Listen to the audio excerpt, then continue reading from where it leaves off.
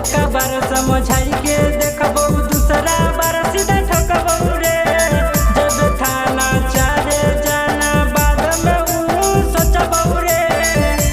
अरे सुन, एक बार समझाई के देखबो दूसरा बार सीधा ठकबो रे। जब थाना चाहे जाना बाद में ऊ सोचबो रे।